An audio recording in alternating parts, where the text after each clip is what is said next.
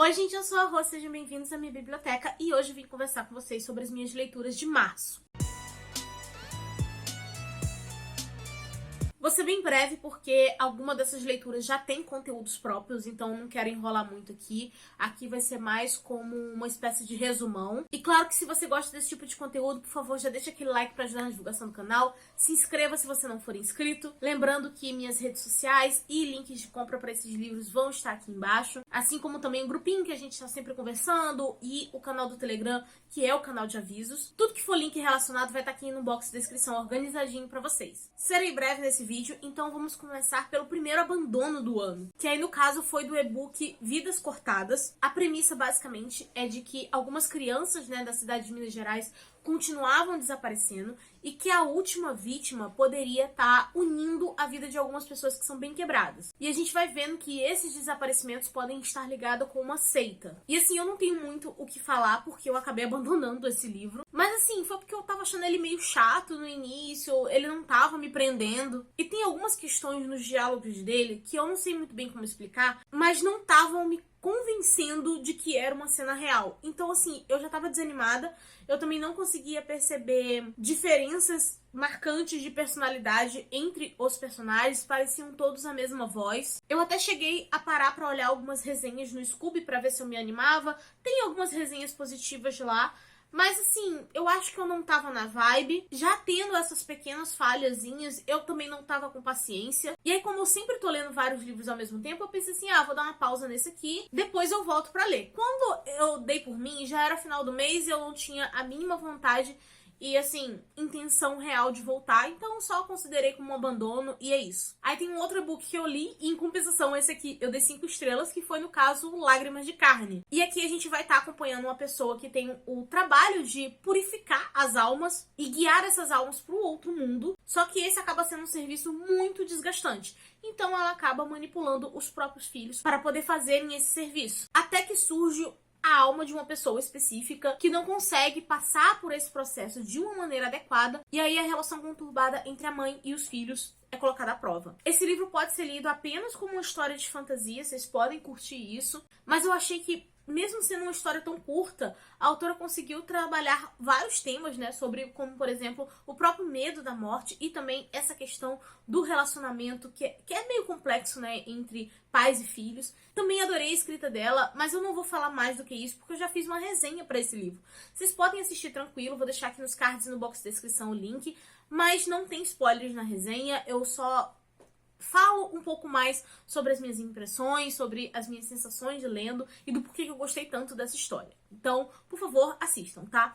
E esse livro tá disponível no Kindle Unlimited. Agora, indo para as leituras coletivas, vou começar aqui falando sobre uma que eu estava organizando, que no caso foi A Visita Cruel do Tempo, que foi um dos livros escolhidos através de votação lá dentro do nosso grupinho. E esse livro, gente, ele é um pouco difícil de falar sobre ele em si. Ele realmente é, assim, uma experiência, tá? Porque ele tem uma linha do tempo que é um pouco embaralhada, No momento a gente tá no presente, depois vai pro passado, vai pro futuro, volta pro passado de novo. Só que é de um jeito que não é difícil, tá? As coisas fluem muito bem. E ele também tem uma estrutura que lembra muito contos, E cada capítulo a gente vai estar meio que acompanhando um personagem diferente, só que esse personagem sempre vai ter ligação com algum outro personagem de algum outro capítulo dentro dessa história. E assim, realmente são muitos personagens, tá, gente?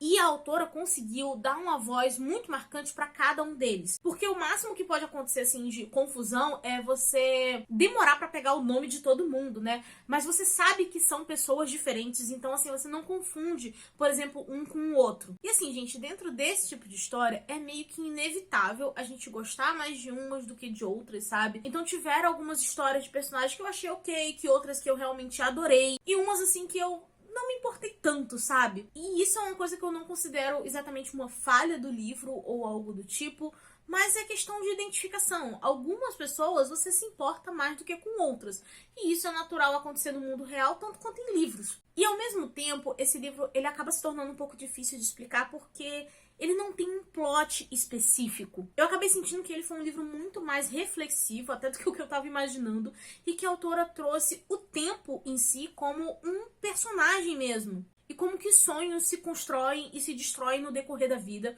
no decorrer do passar desse tempo. E isso é muito interessante, tá? Ela tem uma escrita também que flui muito bem, eu achei que eu li bem rápido até essa história, mas eu acho que limita um pouco o público, no sentido de quem é que pode se interessar ou acabar apreciando essa história. É que é meio natural da gente esperar que as histórias tenham um plot. Então, para esse livro, eu recomendo, mas vá ciente que ele é mais para ser uma coisa reflexiva. Então, quando vocês forem pegar para ler, peguem num período assim que vocês estejam se sentindo numa vibe mais calma, porque ele realmente é mais parado, é mais para você refletir e tirar uma mensagem a partir de cenas do dia a dia daquelas pessoas, tá? Mas se você tiver nessa vibe, eu acho que vale muito a pena fazer essa leitura pelo menos uma vez na vida. Aí, agora falando sobre as leituras coletivas do Clube das Corvas, eu acabei terminando o livro de fevereiro bem no iniciozinho de março. E essas leituras, gente, cada um lê no seu tempo durante o mês. Não tem metas pra vocês seguirem nem nada do tipo.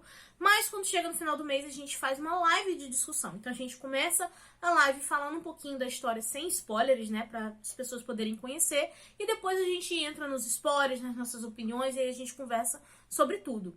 E essas lives eu sempre aviso elas no meu canal do Telegram, então, por favor, entrem, o link vai estar aqui embaixo. E, obviamente, os 2 livros que eu vou mencionar agora já tiveram as suas respectivas lives, inclusive eu criei uma playlist, né, só para as lives do Clube do Corvo, posso deixar aqui embaixo no box de descrição também, tá? E bem, indo para a leitura coletiva de fevereiro em si, foi do livro Gideon a Nona.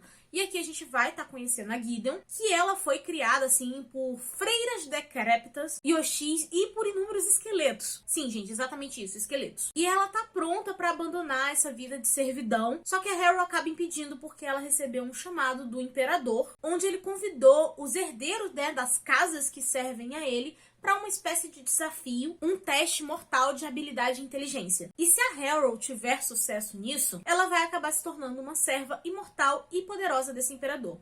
A questão é que esses testes, eles meio que são feitos em duplas, né? Então, no caso, os herdeiros, né, de todas essas casas aqui são necromantes e eles precisam de um cavaleiro. E ela quer que a Gideon seja a cavaleira dela. Eu sei que falando assim parece um cenário bem estranho, mas ele é realmente bem diferente. Mas à medida que você vai lendo, você vai pegando as coisas aos poucos. E isso é uma coisa que eu realmente adorei dentro dessa história. Ele tem uma dinâmica em que a autora vai entregando pedacinhos da construção desse mundo. A gente tá lá junto com os personagens, eles sabem e têm conhecimento sobre o ambiente que estão vivendo, só que a gente não tem. Então a gente vai meio que tipo assim, mano, segue o barco, tá? A gente vai reconhecendo as coisas, entendendo elas, conforme elas vão acontecendo. Não existe um momento de pausa com um diálogo mega expositivo para a autora poder te explicar alguma coisa sobre o universo. E eu adoro o fato desse livro ser exatamente assim, porque mostra que a autora não subestima os leitores dela. Sério, gente, não tem nada que me irrite mais do que diálogo expositivo em livro, tá? Na verdade tem, quando esse diálogo expositivo é em série ou filme, porque aí é pra acabar comigo mesmo de vez. E aqui, simplesmente, esse tipo de coisa não acontece, tá?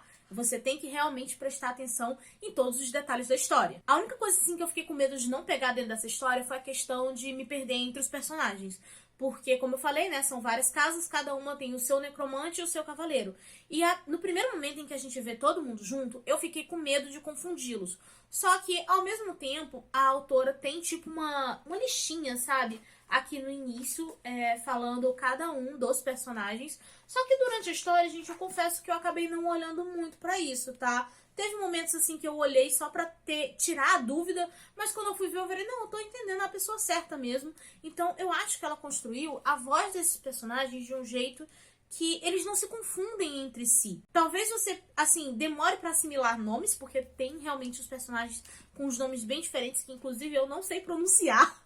Mas confundir quem são as pessoas, isso não vai acontecer. O livro também tem um estilo de humor que me agrada muito, que é uma coisa meio sarcástica, mas sem ser forçada. E tem uma mistura de gêneros em si que me agradou bastante, porque ele, teoricamente, se passa no espaço. Então, assim, teria ao ponto da ficção científica, mas eu acho que ele puxa muito mais pro lado da fantasia em si. Ele também tem um mistério, porque acaba acontecendo algumas mortes ali. Tem a questão dos desafios que eles precisam desvendar. E a aura do ambiente, né, dos personagens em si, tem um toque sombrio, talvez pelo fato deles serem necromantes, então eles têm esse contato constante e próximo da morte, e também pelo fato de ser um castelo bem sinistro aqui. Foi algo que me agradou muito, eu realmente amei. Eu adoraria ver mais pessoas falando sobre esse livro aí, e que a Alta Novel trouxesse as continuações. E se demorar mais um tempo, gente, eu confesso que eu vou acabar lendo em espanhol mesmo. Inclusive, pra quem já leu o primeiro aí e quiser ler... Cara, se tu lê em espanhol ou em inglês, só vai, entendeu? Porque realmente o final desse aqui dá muita vontade da gente continuar a série. Eu já tô com o e-book do segundo e eu só não peguei assim que eu terminei o livro porque tinha outras leituras coletivas acontecendo e aí eu precisava, né, dar de conta dessas outras leituras. Mas a minha vontade realmente era de emendar direto no segundo livro. E falando em outras leituras coletivas, aí indo pra leitura de março, que inclusive fluiu super rápido. Inclusive foi uma grata surpresa, tá? Porque assim, eu imaginei que fosse achar legal, mas eu não achei que eu ia curtir tanto. Que no caso foi do livro Os Garotos Corvos. Eu já tinha uma certa curiosidade, porque eu tinha visto algumas pessoas elogiando, mas basicamente a gente vai conhecer a Bluey, em que todo ano, na véspera do dia de São Marcos, ela vai para uma espécie de igreja abandonada junto com a mãe dela para ver os espíritos das pessoas que vão morrer em breve. Só que no caso, quem vê esses espíritos normalmente é a mãe dela, né? A Bluey mesmo não consegue visualizar esses espíritos, só que ela tem uma espécie de habilidade que ela intensifica a habilidade das pessoas da família dela que são videntes, tá bom? E a Bluey nunca viu nenhum espírito nem nada do tipo, só que nesse ano em específico ela vê o espírito de um garoto que fala diretamente com ela. O nome desse garoto é Gunsey e ela acaba descobrindo que ele estuda numa escola particular de elite e luxo ali perto. E vendo isso, me parecia muito uma história super genérica, sabe? De romancezinho de adolescente.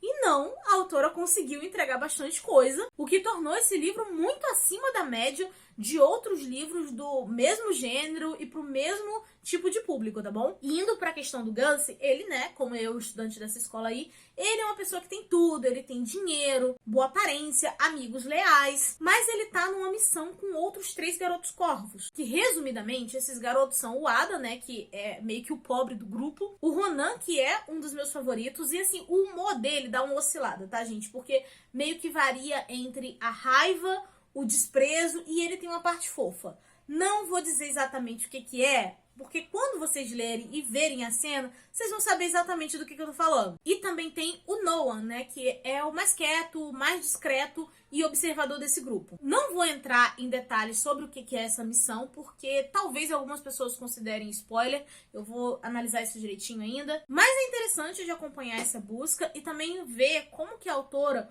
usou elementos reais para fazer conexão com a magia dentro dessa história. E como eu falei, esse livro fluiu super bem, a autora tem uma escrita que acaba prendendo a gente e de certa forma eu me apeguei aos personagens. Óbvio que tive meus favoritos ali, né, que no caso são o Ronan e o próprio Gunsey. E tem uma coisa que me pegou muito dentro dessa história, que é o fato da lealdade entre os amigos.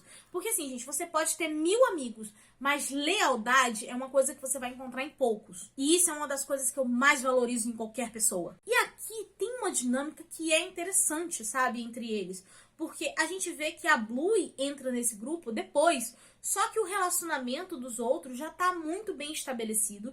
Então, assim, a gente vai tentando acompanhar aquilo e é fácil de reconhecer essa lealdade. E, de certa forma, a autora faz você se cativar ao ponto de você comprar a ideia desses garotos, tipo... Cara, você vai comigo, eu vou com você, entendeu? É isso. E a autora mostra bastante coisa dentro desse livro, né? Principalmente ali mais pra parte do final. Só que, ao mesmo tempo, ele ainda se torna muito introdutório. Porque ela explica algumas coisas, mas, ao mesmo tempo, ela abre 1000 portas do tipo assim, ó, tá vendo? A série vai ser sobre isso aqui. Leiam os outros livros. Aí eu, ai meu Deus. Outro livro que me deu vontade de pegar a continuação assim que eu terminei de ler. Mas, né... outros projetos, outras leituras coletivas, isso acabou não acontecendo, mas eu vou ler o resto da série com certeza, porque eu simplesmente adorei, e é ótimo porque eu já tenho o box aqui em casa, então os livros já estão todos aqui. Eu realmente fiquei bem feliz que esse livro me agradou. Eu acho que o único, assim, problema dele, problema entre aspas, é o fato desses personagens serem adolescentes, né, de estarem ali no seu ensino médio. E, gente, essa é uma história que ela se encaixaria perfeitamente se esses personagens fossem universitários. Por conta dessa pesquisa, dessa missão em que eles estão tendo, faz mais sentido em que eles tivessem levado mais tempo, como se fosse algo que eles estivessem perseguindo há realmente muitos anos, sabe? Vou dar uma passada de pano aqui, porque eu acho que foi uma decisão comercial.